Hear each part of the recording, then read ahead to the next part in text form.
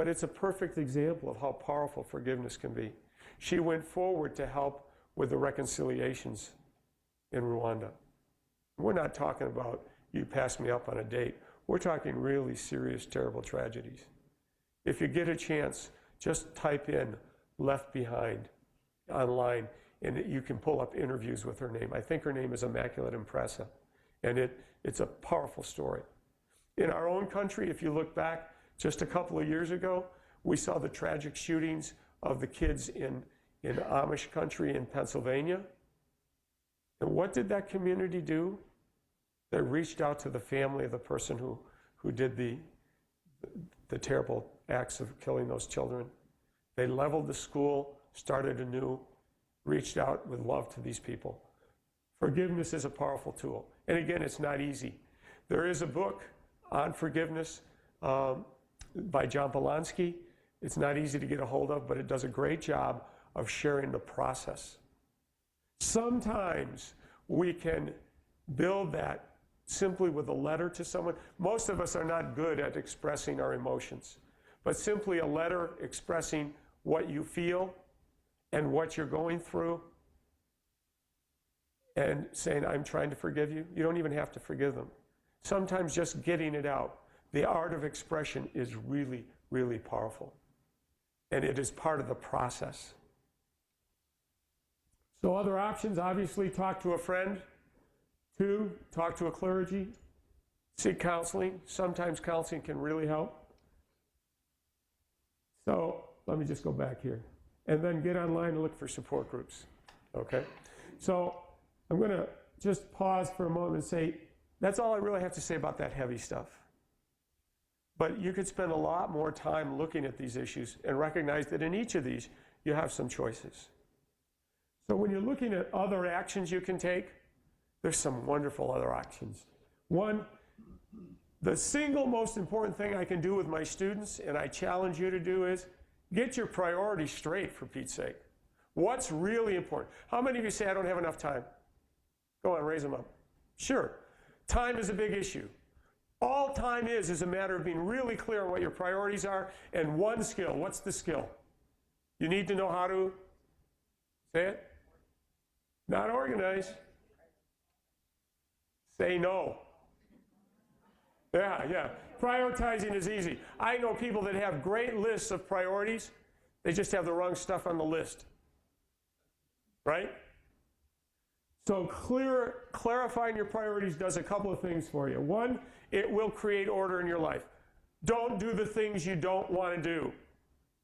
You say, well, there's some things I have to do. Yeah, I know that.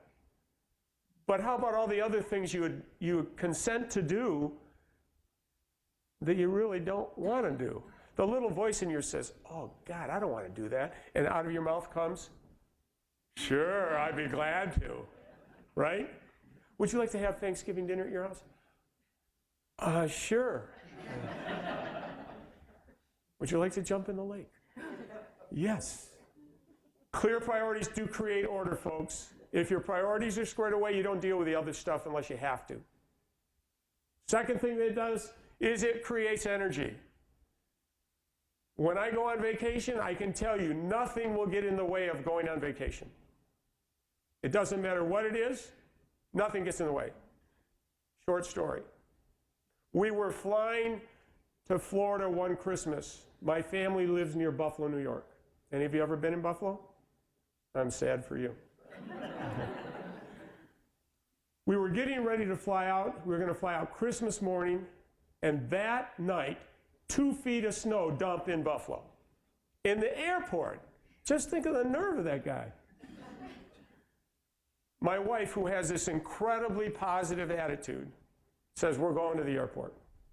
So we drive to the airport, and we spend 4 miserable hours waiting as we hear flight after flight is canceled, and then for the day it's done.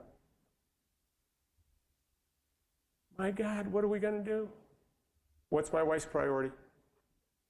Get to Florida. That's my wife's priority. She said, she walks up to the ticket counter, she said, where's the closest plane I can get that's going to Florida that will take my family there that has seats? The guy's looking online and says, Pittsburgh. Now remember, we're driving out at 2 feet of snow. We've got 5 hours to get to Pittsburgh. Okay. Guess who got to Pittsburgh? Guess who ended up in Florida? And guess who had 87 inches of snow that week? Buffalo. You understand what I mean about energy? Get clear on your priorities, your life will be powerful. When you look at simplicity, it makes it simple. Yes or no? When my life changed, and I could tell you a lot of stories about this, but when my life turned over, I must have stepped off of 10 committees and just said, you know what? That's not where the joy is. That's not where the meaning is. That's not where the purpose of my life is. And I got really good at saying no. But I'm kind about it. Okay? I'm very kind about it. It sounds like this. Thank you for asking. A nice feeling message, right? Don't you like that message? And then you follow with the point blank, no. But feel free to ask Marge. And then I smile, shake their hand, and I move on. Now, there's more to it, obviously, and you say, well, I can't do that to my boss.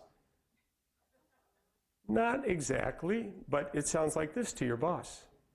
Oh, I am so honored that you would think of me. So, what's your highest priority? Just let me know what's best for you, and I'll be glad to do it. He's paying your check, you might as well. Sounds kind of silly, but it is very powerful. Don't go back today and do this. I'll never be invited back. Are you clear on those 3?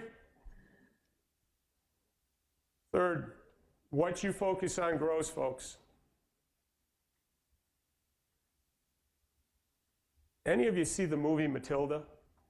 Anybody know Matilda? You know Matilda? What was that big lady's name in Matilda? Trumbull. You've seen it more than once, I take it. Okay. Well, Miss Trumbull was kind of a dangerous person. But she had some certain features that if you looked at them, they became dominant. And the point being is what you focus on grows. Do you ever notice you see somebody that's got some disfiguration, you can't help but look at it? What you focus on grows. You miss the beauty of what else is there. Same in your life. Focus, change the focus. You get power when you change the focus. And even if this thing that's negative is still there, it takes up less space because you're looking at something else. Change the focus. I used to do an activity, didn't work real well, where I'd have 2 people face each other, and as they faced each other, I said, I want you to just do one thing. I want you to look at their nose. And they'd look at it, and I said, what happened? He says, well, the longer I looked at it, the bigger it got. Right? Okay. Of course, they couldn't stop laughing, so it just destroyed the whole activity. But the point is, what you focus on grows. And you know how to know what you're focusing on? Just for 5 days straight, just take a journal, write a journal down for 5 days straight, for 20 minutes, just write whatever comes in your head. You'll know what you're thinking about. Because what'll come up will be scary. What you focus on grows. 2, create positive mental images. Get the pictures you want in your head to move toward. You do that. That's your choice. I had the privilege of taking a sabbatical when I did my online course development. And I would pull up these screen issues, and I'd say, you know, I'd like to be there. And then I'd copy them and print them and put them up on my wall. You know, just looking at them made me feel good. But once you create the images, it's easier to gravitate toward them. The other is that as you create positive images, share them with somebody else. Wouldn't it be nice if we could? And then spend the energy to make those images happen. Great power, folks. And as it relates to our choices now, we got all the choices in the world. Spend time daily reflecting on the life you would like. Wayne Dyer talks about the fact that we have too little time taken in silence. And when we do, we don't allow ourselves to listen to the still small voice inside. I don't care if it's meditation, prayer, but take some time daily to just reflect, to be quiet with yourself, without the TV on, without the radio on, without your phone on. Just take time to be still. And you'll be surprised that a little bit of recollection helps you, 1, to learn the lessons from the day, helps you to organize a little bit about where you're headed,